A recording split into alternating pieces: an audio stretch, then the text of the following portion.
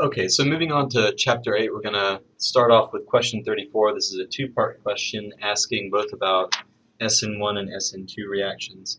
I'm just going to go over SN1 reactions and then I'll leave SN2 up to you. So the question's asking you how each of these four different factors will affect the SN1 reaction.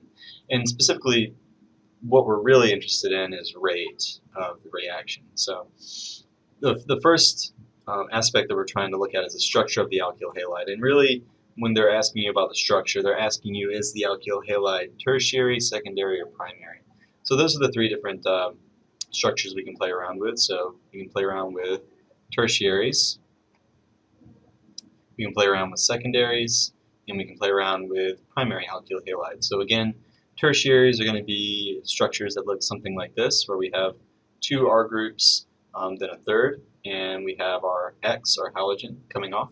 So each one of these three groups is an R group, carbon on it, and overall, therefore, this is a tertiary alkyl halide. Secondary is going to look something more like this, where we have two groups coming off, and the third group is just a hydrogen. Okay.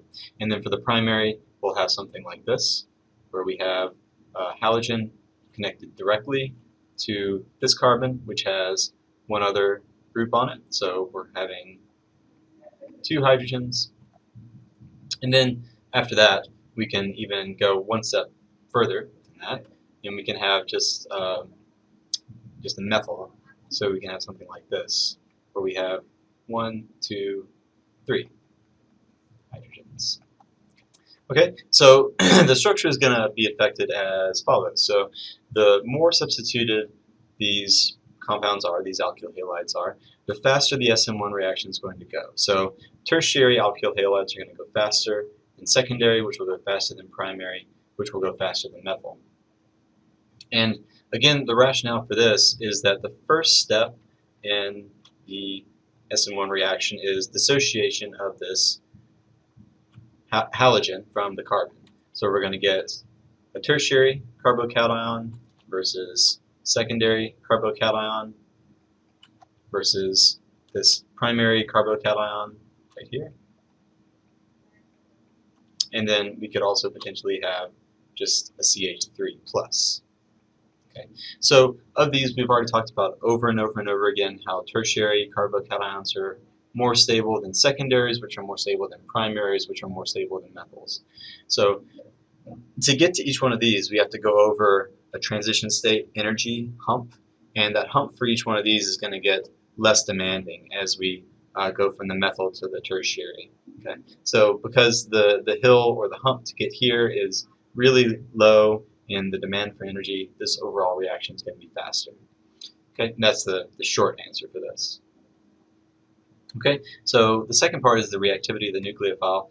This is actually semi of a kind of quasi-trick question. The reactivity of the nucleophile actually has nothing to do with how fast an SN1 reaction is going to go. Because again, we said that the rate determining step, or the RDS, the RDS is this step where we have our alkyl halide going to the carbocation. So this is the slowest part of the reaction. Okay, so since this is the slowest part of the reaction, whether you have a really, really good nucleophile or whether you have a poor nucleophile, really doesn't have a direct effect on the rate of an SN1. The only thing that you could say here is that poor nucleophiles will generally prefer or bias themselves towards the SN1 reactions. So poor nucleophiles will favor SN1. And that's pretty much all you can say here.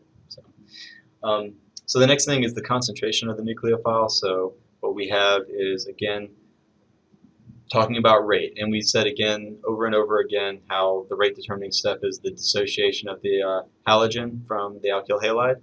And so because of that, the concentration of the nucleophile really doesn't have any bearing on how fast that new bond is formed. Okay, it can be slower or faster, but overall it's going to be it's going to pale in comparison in the time, the amount of energy you have to put in to actually break this halogen-carbon bond. So the rate, we said a couple times, is going to be proportional only to the alkyl halide. Okay, So it's not proportional to the alkyl halide and the nucleophile. Okay. So in this case, the answer to the concentration question is none. So the nucleophile has, or the concentration of the nucleophile has nothing to do with the rate of the SN1. And then finally the solvent. So the solvent's actually really interesting in terms of how it's going to affect the rate of the reaction. So again, if we're going to draw our rate or our reaction diagram, it's going to look something like this with energy, free energy on the y, and then reaction progress on the x. And so we're going to go through this step where we have our original alkyl halide, we go through this energy hump, and then we get to an intermediate. Okay, and the intermediate's going to be something, let's just say it's a secondary carbocation, whereas at the very beginning we have our, alkyl halide. Oops, that should be an X. Okay, so we have our secondary alkyl halide, and then we have our carbocation. So what's going to happen is that really polar solvents are going to be really, really good at stabilizing that carbocation. So let's go ahead and change color. So let's say that we have a polar.